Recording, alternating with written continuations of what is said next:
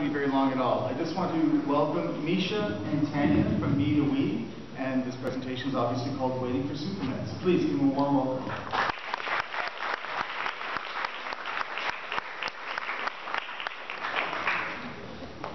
Good morning, Celtics. How's everyone feeling this morning?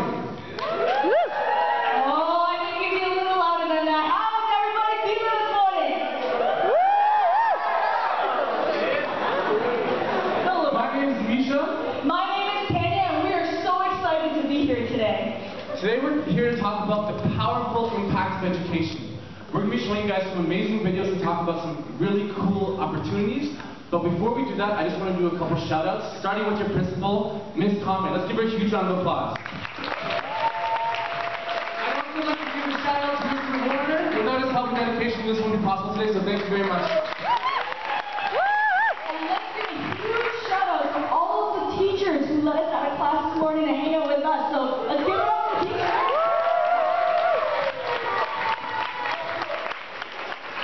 And last but not least, give yourselves a round of applause for coming out today to learn about the value of education.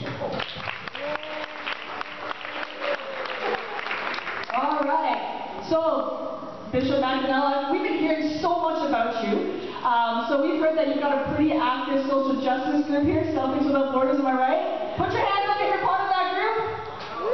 Wow, amazing. All right, you know what? If any of you want to start getting involved, these are the people you want to talk to. So let's give it up. You guys are doing amazing work. Thank you so much for all of the difference that you're making in the world.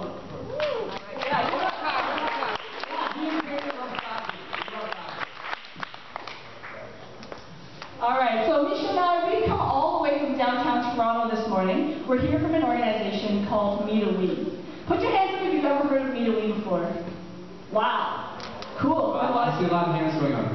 Often, when asked what is Me to We, people will tell you that Me to We is a social enterprise, a business with a conscience, an organization that provides experiences and opportunities that help make the world a better place.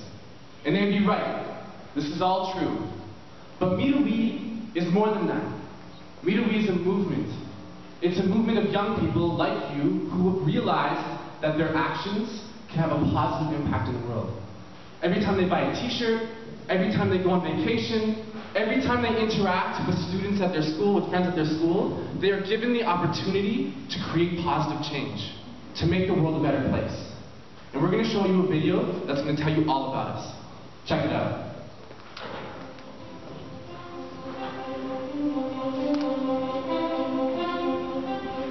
It's a movement of people like me. It's a movement of people like you. We call it Me to We. Me to We means living your life as a socially responsible global citizen. It's about believing that a better world is possible. In my world, We all work together. Only poverty is possible. All girls go to school. Apathy is not my vocabulary. I'm ashamed as idealist. Proud of it. Through Me to We, I can make responsible choices. About my work. How I spend my summers. How I travel and how I consume. and I know that when I buy a book, I get a book. And when I give a gift to a loved one, I know how that gift was made. Handmade by mamas like me.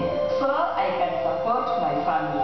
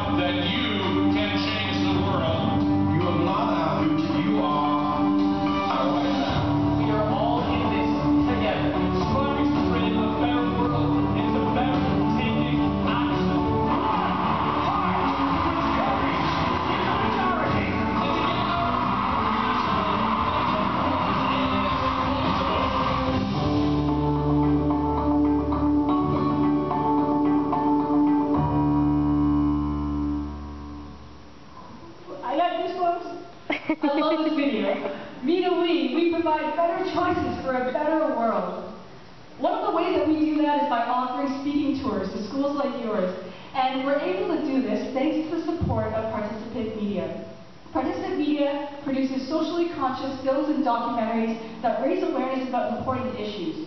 And some of these films you might have seen before: An Inconvenient Truth, The Cove, Food Inc. All amazing movies. If you haven't seen them, check them out. Absolutely. And the cool thing is, with every film that Participant Media produces, they create social action campaigns so that their films can have a broader impact. This year, we're showcasing the film Waiting for Superman as a platform to spark conversation about education. Waiting for Superman follows 5 families in the United States, and it takes a look at some of the struggles they face in providing their children with a good quality education. So we're going to watch a clip from the movie now, and this clip explains why the film is called Waiting for Superman.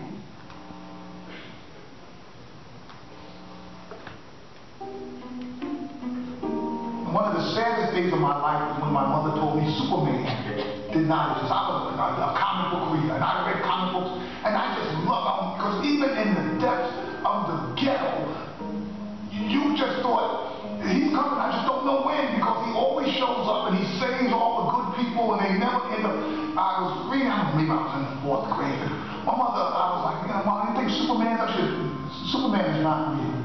I was like, it's not. What do you mean? No, he's not real. And she thought I was crying because it's like Santa Claus is not real. And I was crying because there was no one coming with enough power to save us.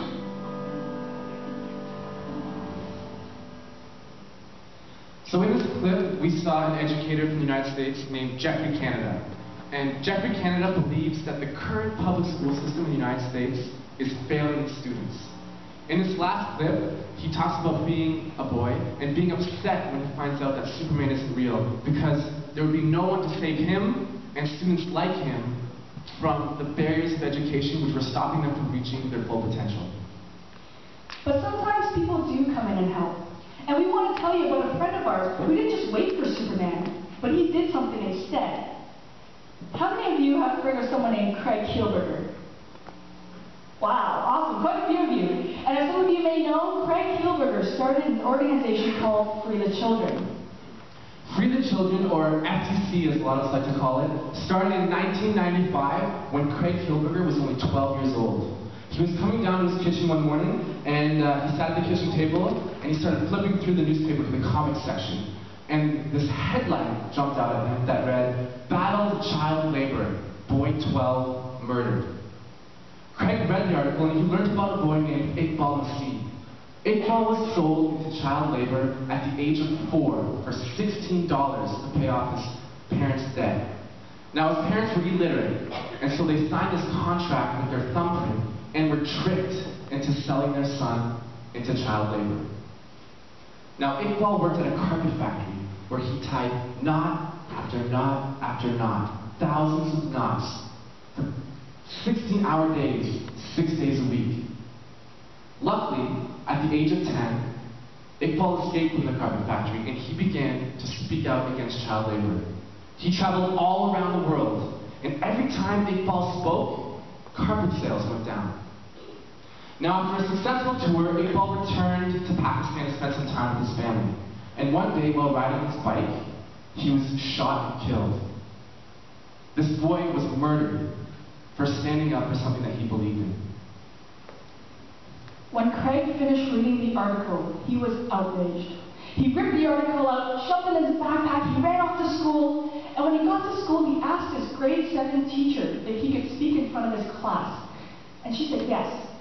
So Craig stood up in front of his class, he nervously read out the article, and when he finished, he said, "I don't know much about child labor, but I know that it's wrong, and we have to do something about it. Who here is going to help me?" And slowly, 11 hands went up. And that's how Free the Children started. As 12-year-olds who wanted to take action.